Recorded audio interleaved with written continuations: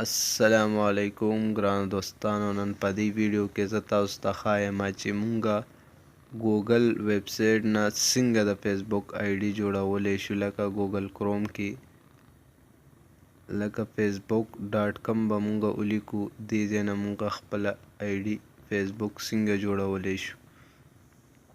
دا چې کله کلیک کو نو دلته به لاګین کلیک کو دا انادر اکاونټ، دا چې کلیک کو نو دا نوې 2018 طریقه دلته به خپل فرست نیم ولیکو.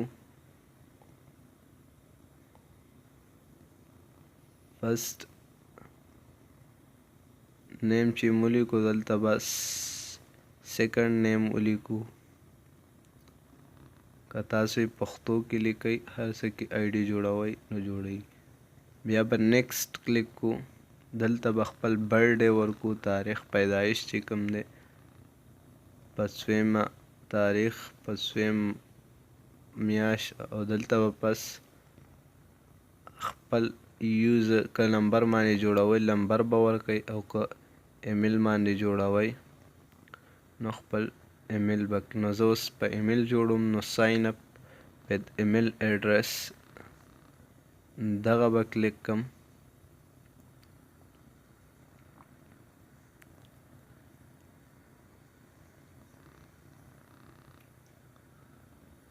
دا چې کلیک کړئ نو دلته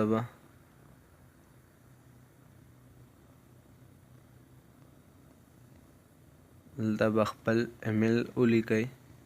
انټر یور ایمیل ایډرس چې کوم دی، دا ایمیل چې کوم دی د جیمیل په دې جوړوم زه اوس، نو دا ورکوم. دا چې کله ورکئ که چېرته نمبر باندې جوړوئ نو بیا به نمبر ته یو ویریفیکیشن کوډ راځي د 600 والا، او بیا دلته خو زه اوس په ایمیل جوړوم نو زما به دغه ایمیل ته راځي ویریفیکیشن کوډ. بیا به دلته میل کلیک کړئ، دې نه پس به دلته پاسورډ ورکئ، نوی پاسورډ 800 والا چې 8 نه کم نه. بیا به ساین اپ کلیک کړئ، اوکے به کوي، ناٹ به کلیک کوي یا به اوکے کلیک.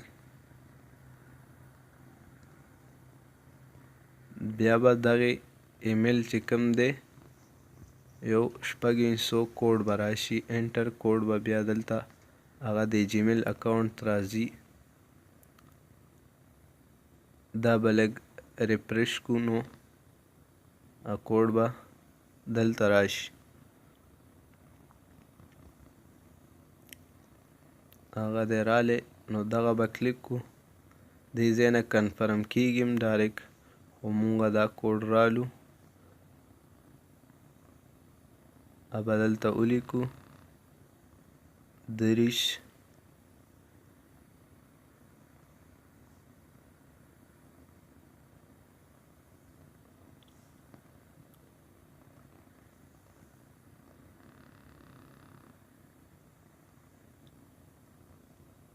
چې لیکو نو دلته به کنټینیو کلیک کړئ.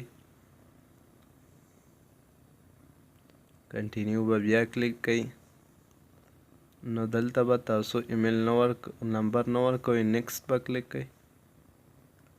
بیا به نیکسټ کلیک کړئ، بیا به نیکسټ کلیک کړئ. نو دا وګوره زمونږ اکاونټ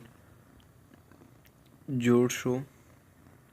بیا دا تاسو ایډیټ کولی شئ پروفایل خپل.